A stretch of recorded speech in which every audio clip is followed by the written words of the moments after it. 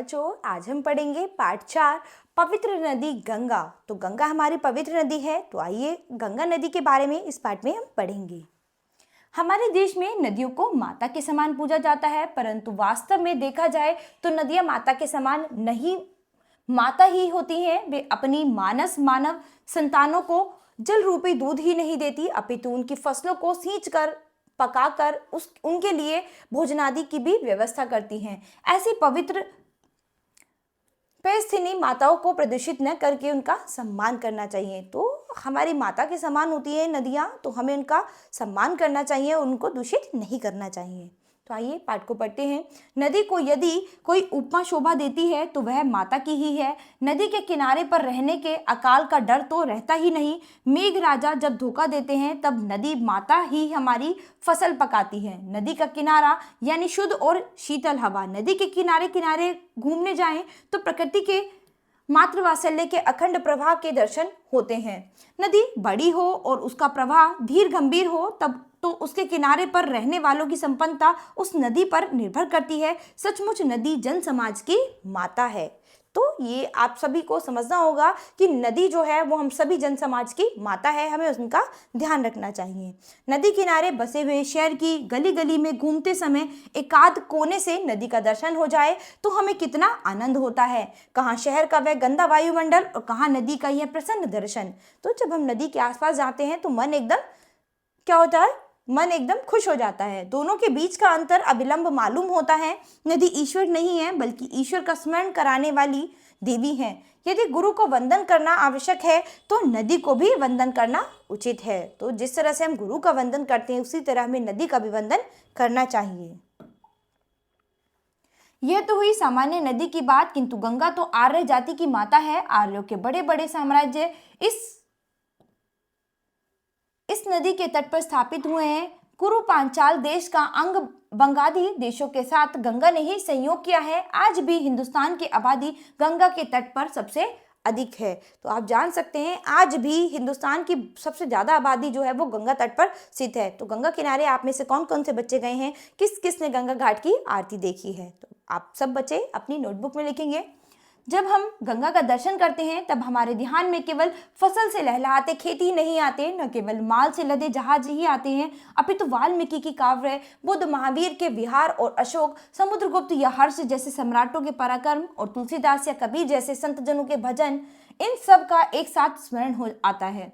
किंतु गंगा के दर्शन का एक ही प्रकार नहीं है। गंगोत्री के पास के हिमाच्छादित प्रदेशों में इसका खिलवाड़ी कन्या रूप, उत्तर काशी की ओर चीड़ देवदार के काव्य में प्रदेश में मुग्ध रूप, देवप्रयाग के पहाड़ी और संकरे प्रदेश में चमकती अलकनंदा के साथ उसकी अठखेलिया, लक्ष्मण झूले के विकराल पाश में से छूटने के बाद हरिद्वार के पास उसका अनेक धाराओं में स्वच्छंद विहार, कानपुर से सटक कर जाती हुई उसका इतिहास प्रसिद्ध प्रवाह, प्रयाग के विशाल तट पर हुआ उसका कालिंदी के साथ त्रिवेणी संगम आदि सभी की शोभा कुछ निराली ही है। एक दृश्य देखने पर दूसरों की कल्पना नहीं की जा सकती। प्रत्येक का सौंदर्य अलग, भाव अलग, वातावरण अलग, महात्म्य अलग। तो सभी का सौंदर्य अपना अपना अलग है, किसी की भी किसी के साथ कल्पना नहीं की जा सकती है। प्रयाग से गंगा अलग ही स्वरूप धारण कर लेती है। प्रयाग से गंगा जो है वो अलग ही रूप में यानी अलग अलग बढ़ जाती है। प्रयाग के पास उसे यमुना आकर मिलती है। यमुना का तो पहले से ही दोहरा पाठ है, वह खेलती है, कूदती है, किंतु क्रीड़ा सख्त नहीं मालूम होती। गंगा शकुंतला जैसी तपस्वी कन्या दिखाई देती है। काली यमुना द्रौपदी जैसी मानिनी राजकन्या मालूम होती है। शर्मिष्ठा और देवयानी की कथा जैसे जब हम सुनते हैं तब भी प्रयाग के पास गंगा और यमुना के बड़े कठिनाई के साथ मिलते हुए शुक्ल कृष्ण प्रवाहों का स्मरण हो आता है। हिंदुस्तान में अनगिनत नदियां हैं, इसीलिए संगमों का भी कोई पार नहीं है। इन सभी संगमों में हमारे पुरखों ने गंगा यमुना का यह संगम सबसे अधिक पसंद किया है और इसीलिए उसका प्रयागराज जैसा गौरवपूर्ण नाम रखा है। पिछली 5 शताब्दियों के समीप से आते हुए यमुना के प्रवाह के कारण गंगा का स्वरूप भी प्रयाग के बाद बिल्कुल बदल गया है। प्रयाग के बाद गंगा कुलवधू की तरह गंभीर और सौभाग्यवती दिखती है। इसके बाद उसमें बड़ी बड़ी नदियां मिलती जाती हैं। यमुना का जल मथुरा वृंदावन से श्री कृष्ण के संस्मरण अर्पण करता है, जबकि अयोध्या होकर आने वाली सरयू आदर्श राजा रामचंद्र के प्रतापी किंतु करुण जीवन की स्मृतियां लाती हैं। दक्षिण की ओर से आने वाली चंबल नदी रति देव के यज्ञ याग की बातें करती हैं, जबकि महान कोलाहल करता हुआ क्षोणभद्र गजग्राह के दारुण चंद्र युद्ध की झांकी का दर्शन कराता है। इस प्रकार हष्टपुष्ट बनी हुई गंगा पाटलिपुत्र के पास मगध साम्राज्य जैसी विस्तीर्ण हो जाती है, फिर भी गंडकी अपना अमूल्य कार्यभार लाते हुए हिचकिचाई नहीं। जनक और अशोक की, बुद्ध और महावीर की प्राचीन भूमि से निकलकर आगे बढ़ते समय गंगा मानो सोच में पड़ जाती है कि अब कहाँ जाना चाहिए। जब इतनी प्रचंड वारी राशि अपने अमोघ वेग से पूर्व की ओर बह रही हो, तब उसे दक्षिण की ओर मोड़ना क्या कोई आसान बात है। फिर भी वह उस ओर मुड़ गई है। दो सम्राट या दो जगत गुरु जैसे एकाएक एक दूसरे से नहीं मिलते, वैसे ही गंगा और ब्रह्मपुत्र का हाल है।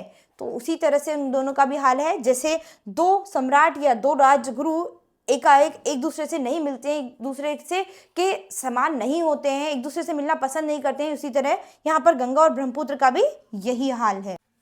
ब्रह्मपुत्र हिमालय के उस पार का सारा पानी लेकर असम से होती हुई पश्चिम की ओर आती है और गंगा इस ओर से पूर्व की ओर बढ़ती है।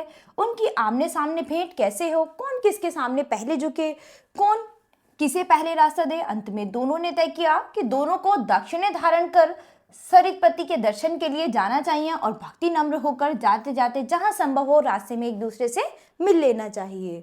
इस प्रकार गोआलंदी के पास जब गंगा और ब्रह्मपुत्र का विशाल जल आकर मिलता है, तब मन में संदेह पैदा होता है कि सागर में और क्या होता होगा। विजय प्राप्त करने के बाद कसी हुई खड़ी सेना भी जिस प्रकार अव्यवस्थित हो जाती है और विजय वीर मन में आए वैसे जहां तहां घूमते हैं, उसी प्रकार का हाल इसके बाद इन दो महान नदियों का होता है। अनेक मुखों द्वारा वे सागर में जाकर मिलती हैं। प्रत्येक प्रवाह का नाम अलग अलग है और कुछ प्रवाहों के तो एक से भी अधिक नाम हैं। गंगा और ब्रह्मपुत्र एक प्रकार पद्मा का नाम धारण करती हैं। यही आगे जाकर मेघना के नाम से पुकारी जाती हैं। यह अनेक मुखी गंगा पहले की ही तरह हमें अनेक प्रकार की समृद्धि प्रदान करती जाती हैं, किंतु हमें निर्बल हाथ उसके उठा नहीं सकते किंतु हमारे निर्बल हाथ उसको उठा नहीं सकते, क्योंकि गंगा जो है बहुत ही महान नदी है। तो इस तरह से यहाँ पर हमने गंगा नदी के बारे में पढ़ा है कि गंगा नदी किस तरह एक संगम की तरह मिलती हुई अनेक नदियों के साथ मिलती हुई आगे बढ़ती चली जाती है।